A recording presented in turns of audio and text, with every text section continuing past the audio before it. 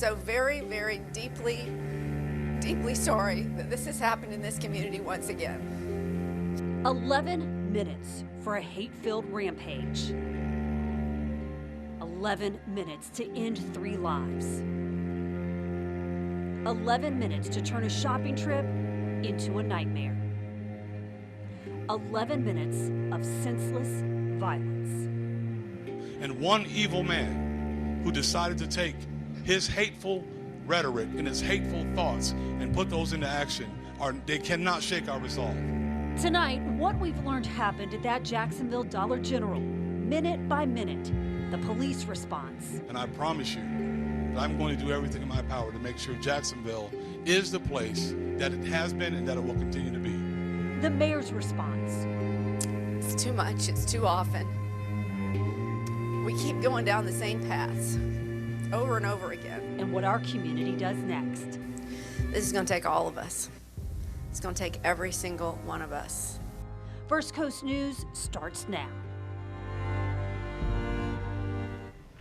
Good evening to you, and thank you for joining us tonight. I'm Heather Crawford. Right now, we are tracking Tropical Storm Idalia and the impact that it could have here on the First Coast this week. But first tonight, we begin with the very latest on the investigation and the community response to yesterday's racist attack on 3 black people in Northwest Jacksonville. So here are 3 things to know at this hour. In just the past 2 hours, we learned that the gunman was a former student at Flagler College in St. Augustine. Police say the 21-year-old shooter lived in Clay County with his parents. Dollar General also confirmed tonight that one of the victims, A.J. Legary Jr., was an employee at the store. In a statement, Dollar General says it's mourning the loss of Legary and 2 customers, Gerald Gallion and Angela Carr. And throughout the day and into this evening, several groups held vigils urging for the community to come together and put an end to hatred and violence. Our live team coverage continues tonight with the latest on those prayer vigils and what we're learning about the victims as well as the gunman. First, hundreds of people gathering for a prayer vigil with faith leaders, city officials, and surprise guest Governor Ron DeSantis. Cheyenne Cole is on your side live in Northwest Jacksonville. And Cheyenne, while the community is focusing on unity, there were some very strong emotions at that vigil today. Tonight was a time of healing, love, and support among community members. People were crying and hugging strangers as they mourned the loss of the 3 people killed this weekend. This rock is Jesus. The Jacksonville community unifying for a prayer vigil with several local faith leaders one day after 3 black people died in a racist mass shooting at a Dollar General on Kings Road before the gunman took his own life. Mayor Donna Deegan saying hate that divides the community must stop. We've got to start seeing each other's humanity, hearing each other, listening to each other, talking to each other, and recognizing that no matter what, we are us. And we are all the same flesh, blood, and bones, and we should treat each other that way. Governor Ron DeSantis struggling to be heard over the crowd booing him until City Councilwoman Jacoby Pittman quieted everyone down. DeSantis says state law enforcement is prepared to support historically black colleges and universities with security needs in the coming days. Police say the gunman first went to Edward Waters University before driving away. We are not going to take it standing down. We are going to fight back against you. And if you try to show up at an HBCU to target people based on their race, you are not going to be successful. Sheriff T.K. Waters says the tragedy is not a reflection of Jacksonville or its people. This is not really what our city is, right? There are problems. There are people that cause problems. There are racist people. There are people that just hate people for whatever reason. But that is not representative of the whole. Councilwoman Pittman says the support for this community won't end today. There's going to be another gathering next Saturday at 3 o'clock in the neighborhood. Reporting live in Jacksonville, Cheyenne Cole, First Coast News, on your side. Cheyenne, thank you. We also spoke with loved ones of one of the victims tonight. 29-year-old Gerald Gallion leaves behind a 4-year-old daughter. His family tells us he was inside the Dollar General with his girlfriend, who he told to run away as that shooter opened fire. She got away. Gallion was killed.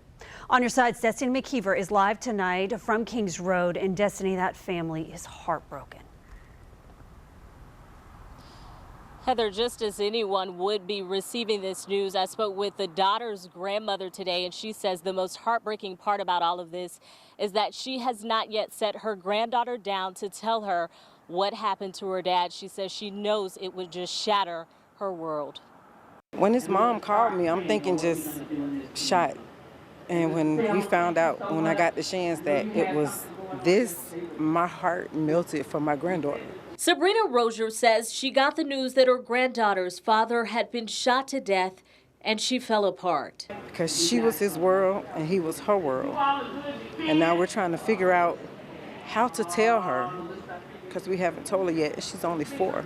29-year-old Gerald Gallen was one of 3 people shot by this man, Ryan Palmetter, Saturday at a Dollar General on Kings Road. The sheriff says Palmetter wrote a 20-plus page manifesto saying he wanted to kill black people, which police say was the motive for the shooting. It was senseless. Like, you came from another county to take innocent lives, and for what? I felt like you was a coward, because then you took your own life. The mother of Gallen's daughter says she's numb. How are you feeling right now, though? A family preparing to tell Gallen's baby girl that her dad is never coming home. All my grandbaby keeps saying is, "Where's my daddy?" And all I can do is grab her because I don't have the words right now.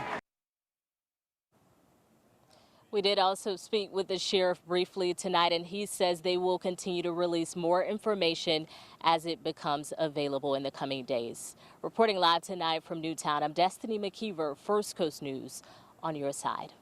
Destiny, thank you. And this morning, a prayer service held at St. Paul's AME Church, just down the road from that Dollar General. State lawmakers representing Jacksonville, Duval County School Board member Darrell Willey, and Mayor Donna Deegan speaking to members of the congregation, calling on them to talk to their children, to get involved, and to stand up to hatred. These are the types of fires that continue to light inside of us. And I know I'm going to continue to steadfast, and all these people will here as well, because at the end of the day, we have a whole community that we need to wrap our arms around. We have got to make our voices heard. We must unify. We must also organize. The church also prayed for the victims and called on voters to change the state's laws on access to firearms. And as we mentioned, the shooter was a former student at Flagler College in St. Augustine. He withdrew in 2021. The president of Flagler College releasing a statement tonight saying in part, "We will continue to foster a culture that actively rejects racism, discrimination, and violence. We will continue to invest in education and dialogue that promote understanding and empathy." And coming up in just a few minutes, what neighbors shared with us today about the shooter. And to read more right now on what we're learning about the 3 victims and how they're being remembered, just look for this story on firstcoastnews.com and the First Coast News app. Yesterday's mass shooting happened just one day before the 63rd anniversary of another act of racist violence in Jacksonville, Axe Handle Saturday. It was on this day in 1960 that black demonstrators protested by sitting at all-white lunch counters in downtown Jacksonville. They were chased from those counters, spit on, and beaten with axe handles in what is now called James Weldon Johnson Park. Today, city leaders gathered downtown for a memorial event to commemorate the anniversary. All right, let's talk now about Tropical Storm Idalia. It could hit Florida as a hurricane. Chief Meteorologist Tim Deegan is here now. So, Tim, when are we expecting to feel the storm's impact here on the First Coast, and what exactly can we expect? Well, the day is going to be Wednesday, and I think we can pretty much now say it will impact Florida and Georgia as a hurricane. Still just a tropical storm, but this is a satellite signature of a well-developed tropical cyclone over warm water. Shear is decreasing. Remember, we want shear, but it's going to decrease. And look at these numbers. Should be a hurricane by tomorrow morning and will continue to increase in intensity because unfortunately we continue to see indications that the shear is going to lessen. Even this is the latest forecast cone and forecast track. Even this is a bit deceiving. Notice it's showing 110 mile per hour. That's nearly a category 3, and then 100 at landfall. But this is just after landfall. So it actually looks like this hurricane will continue to intensify and so could be a category 3. could be a major hurricane making landfall, and there has been over the last 24 hours slowly but surely a minor shift. Now it's major if you're on the Gulf Coast where they're experiencing or could possibly experience a 12 to 15 foot storm surge, but it has also shifted our forecast toward the higher side. So first of all, here's the big three. Our stormiest day Wednesday. Even though the hurricane will weaken, you folks in Columbia County, specifically Lake City, plan on at least Cat 1 conditions. For the rest of us, we're going to have power outages and there will be isolated tornadoes. So again, what does Cat 1 mean? Engineers determined that those winds are strong enough so that you can expect, and this would include possibly portions of Baker Union, Bradford, roof damage and snapped large trees. So you could see power outages for days. For the rest of us, going up toward Ware County and Okefenokee, a little bit less. But for the rest of us, we might have winds strong enough for possibly bridge closures on Wednesday. I don't see any massive evacuations, but coastal flooding possible over southeast Georgia. Much more to cover. We'll do it for you day by day in just a few moments. All right, Tim, thank you so much. Still ahead tonight on First Coast News at 11, a man traveling thousands of miles to share a message of love for the victims in Saturday's mass shooting. It's a delicate moment. It's difficult, and this has been happening for so long. Why he says keeping the victims' memories alive is a personal journey. Plus, the gunman leaving behind a message of hate more than 24 pages long. What we're learning about the 21-year-old Clay County man who police say targeted black victims in what's now being investigated as a hate crime.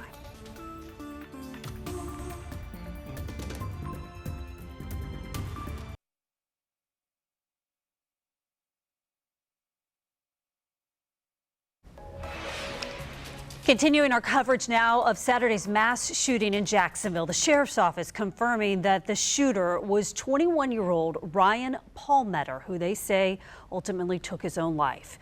Today, the FBI was seen at the home where he lived in Clay County. Police say he drove to Northwest Jacksonville on Saturday, where he murdered 3 black people before turning the gun on himself at the Kings Road Dollar General. Taylor Levesque is on your side, speaking with people who live near the suspect's home, and his former schoolmate describing him as an introvert who shared a childhood yearbook photo of him. He was kind of like a socially awkward kid, pretty introverted, very involved in internet humor. Living just down the street from Ryan Palmetter in Orange Park, Andre Sanchez, who didn't want to show his face, says they grew up riding the school bus together. This is Palmetter's photo in the Oakleaf Village Elementary School yearbook. I would sometimes go to his house and play video games. Greg, a neighbor, says he knew Palmetter's parents well. His parents are the type of people that help anybody, anytime, anywhere. And it was a tragedy when this happened. The Jacksonville Sheriff's Office says the shooting was racially motivated, and Palmetter left a violent, near 30-page manifesto on his computer addressed to his parents, the media, and federal agents. The manifesto is quite frankly, the diary of a madman. Sheriff T.K. Waters says Palmetter was Baker acted in 2017, but had no criminal history and bought the 2 guns used in the crime legally. There was no flag that could have come up to stop him from purchasing those guns. This surveillance video released by the Jacksonville Sheriff's Office shows moments before Palmetter shot into a car in the parking lot and before he fired more shots into the store. He killed 3 people before killing himself. Sanchez says the crime hits too close to home. This is probably the last thing I ever think that he would do. That was Taylor Levesque reporting tonight. Now, the sheriff says that manifesto will eventually be released to the public. Right now, police are still going through it with a fine-tooth comb. New tonight, Duval County Public Schools is offering counseling for students in the wake of this mass shooting. Resources include social workers and therapists in affected schools, as well as partnerships with local organizations for counseling. And Jaguars owner Shad Khan released a statement tonight condemning the violence, saying in part, quote, "Some things in our lives are beyond our control, but we are able to determine how we treat, respect, and love each other. Hatred cannot be a choice. No one should be a victim of hatred." Other news we're following tonight in Columbia County. Columbia High School will be closed tomorrow. Students will have a virtual learning day. This as the school says it's taking proactive measures to install metal detectors on campus. The school district sent a statement saying that this is due to security concerns and to protect the 1,700 students as well as staff members. Regular classes will resume on Tuesday. Now, your most accurate forecast from the First Coast News Weather Team, sponsored by AC Designs. But on a side note, I would think that if any classes are closed on Wednesday and possibly Tuesday, it might be Columbia County. So just one of many aspects and decisions that I think are going to be made tomorrow and Tuesday. So make sure you check in not just on the weather, but how this system is going to influence a lot of what's going on around northeast Florida and southeastern Georgia. Monday, Tuesday, Wednesday, probably into Thursday. I wanted to briefly show you this because we have an amazing contrast, or is it a picture of the future? This is what I'm talking about. So here is Idalia, a developing tropical cyclone that we think for sure will be a hurricane, but now indications are it might even become a major hurricane. We've talked about this through the years, through the decades, that even if you don't have the numbers, but if you're looking at a satellite picture and if you don't know anything else, but you start seeing in the infrared satellite picture a distinct eye, you know that a hurricane is just about a Category 3. Do you see that? And this is Franklin, just about ready to become a Category 3. Amazing that these two are within 1,200 miles of each other. And I would not be surprised at all if by Tuesday night, so 2 nights from now, this satellite picture and eye looks like how Franklin has become. So you might be wondering, why aren't we talking more about Franklin? Don't worry, folks. We have felt very confident about Franklin, and it's going to make the turn. The longitude will be at about 71 to west, so that's about 600 miles east of us. As a Category 3, might even become a Category 4 hurricane. But back to Idalia. These are the best hurricane models. I'm not showing you all of the outliers, but these are the best ones that we use for forecasting. And actually, for 2.5 days out, this is some amazing consensus. Now, if you're on the Gulf Coast and you're just west of this versus just east, so we're talking about a difference of 10 miles, that's going to be a difference of just a couple feet to maybe a 15-foot storm surge. So on the Gulf Coast, any wiggle or wobble will have major implications for us because it's coming from the Gulf Coast and it will at least not be as strong. The implications won't be as significant as long as it sticks along with that general forecast that we're talking about. I think you can see why now all of the Florida Peninsula is under hurricane watch, because just a slight deviation off to the right is going to cause a problem even for folks in Tampa. Meteorologically, we're watching what's called a shortwave drop to the south. As it does, that's going to cause the shear to drop, decrease. That's bad over the eastern portion of the Gulf of Mexico. The farther west this maybe makes landfall, the stronger it's going to be, but even farther off to the east, even at Cedar Key, we might see a Category 3. There's Lake City, and then the rest of us beyond. So much to cover. We're going to be doing that for you in detail as we go through, with at least updates every 3 hours through Wednesday night. For now, we'll watch for warnings and watches on Monday. We'll have until sunset Tuesday to be ready, and then Wednesday will be the day of impacts from dawn to dusk. And so we are on your side, making sure your family has everything you need in case a hurricane does knock out power in your neighborhood or a tropical storm. For a list, search Hurricane Kit on firstcoastnews.com or check out the First Coast News app. We'll be right back.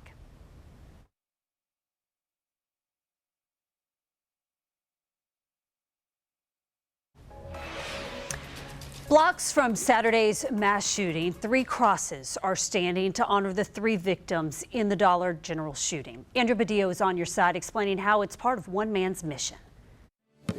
For Roberto Marquez, Sunday is a day of work. This is not the only memorial that I'm working on. The work has taken Marquez to Jacksonville, blocks from a Dollar General where police say a white man came to kill black people, killing 3. I got 3 crosses. I got 2 already built. Marquez is from Dallas. For the last few years, he's built crosses in Ukraine, Uvalde, and Jacksonville. I do it out of, something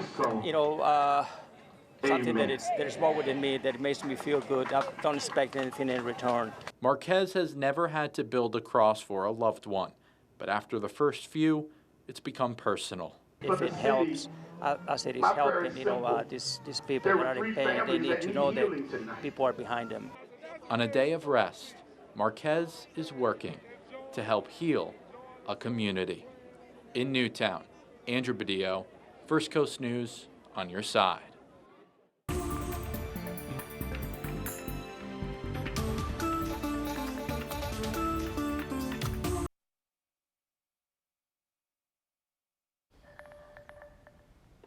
Okay, folks, the warnings and watches will come out tomorrow, but the weather's going to be nice and tranquil. Tuesday's not going to be bad, so whatever you need to do, though, get it done by sunset Tuesday. Wednesday is the stormy day. And now's the perfect time to check your hurricane supply kit and also download the First Coast News app. Good Tim, idea, thanks so much, and thank you for joining us. Don't go anywhere. Sports Final is coming up next. Let's go!